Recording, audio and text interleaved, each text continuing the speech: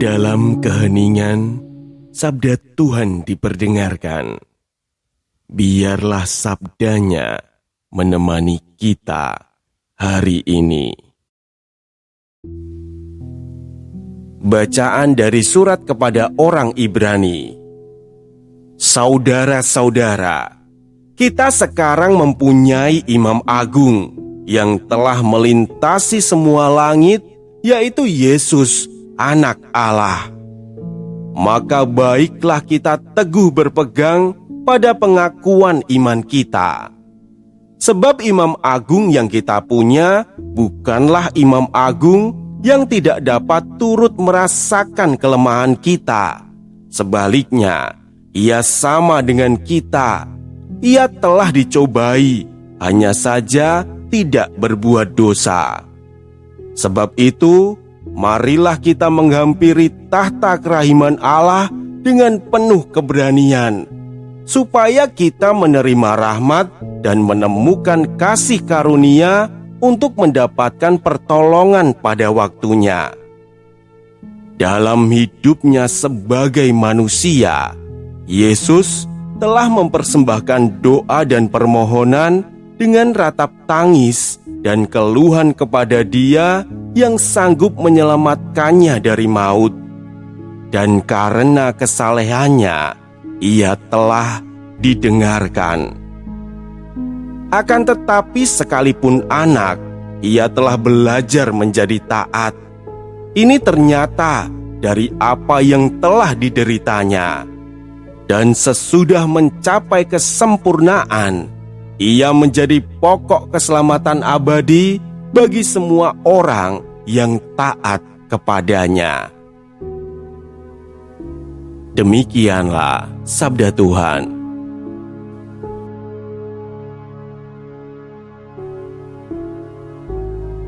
Saudara-saudaraku yang terkasih, penulis surat ini menggambarkan Yesus sebagai imam besar yang memahami kehidupan manusia dari dalam. Ia bukan imam yang berdiri jauh dari penderitaan manusia. Ia sendiri pernah menjalani hidup manusia dengan segala pergumulannya. Bahkan dikatakan bahwa dalam hidupnya di dunia, Yesus mempersembahkan doa dan permohonan dengan ratap tangis kepada Allah. Gambaran ini mengingatkan kita pada saat-saat menjelang sengsaranya, ketika Yesus di Taman Getsemani berdoa dengan sungguh di hadapan Bapa. Ia tahu jalan yang ada di depannya bukan jalan yang mudah. Namun dalam pergumulannya itu, ia tetap memilih taat kepada kehendak Bapa.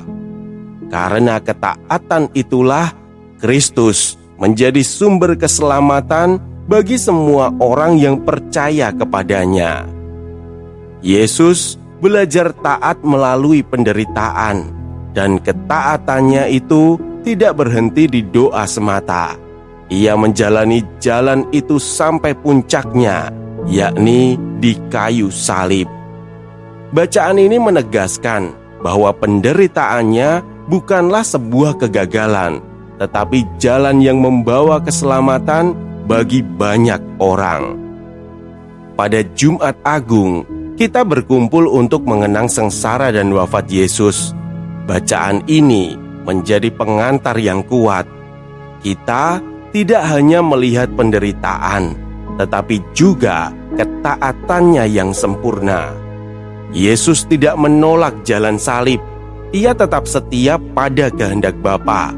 Di sanalah terlihat bahwa kesetiaan dan ketaatan sejati sering muncul melalui penderitaan dan pengorbanan.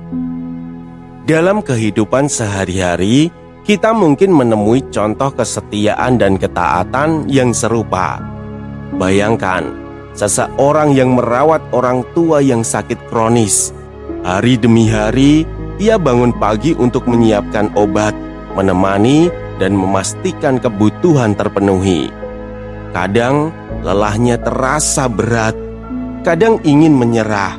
Namun ia tetap setia menjalani tugas itu bukan karena mudah, tetapi karena mengasihi dan bertanggung jawab. Yesus berjalan di jalan yang sama, tetap setia, bahkan ketika penderitaan sangat besar. Kita diingatkan bahwa kesetiaan kecil yang dilakukan sehari-hari mencerminkan ketaatan yang sama dengan jalan salibnya. Dalam hidupmu, ketika menghadapi situasi yang tidak mudah, apakah kita hanya berfokus pada beratnya keadaan, ataukah kita masih berusaha percaya bahwa Tuhan tetap bekerja di dalamnya? Yesus bukan hanya imam besar secara simbolis. Ia mengalami sendiri penderitaan manusia dan tetap taat. Di salib, ia menyelesaikan ketaatan itu sampai tuntas, membuka jalan keselamatan bagi kita. Di salib Kristus, kita belajar bahwa ketaatan kepada Tuhan dijalani sampai akhir, bahkan ketika jalan itu berat dan penuh penderitaan. Marilah kita berdoa.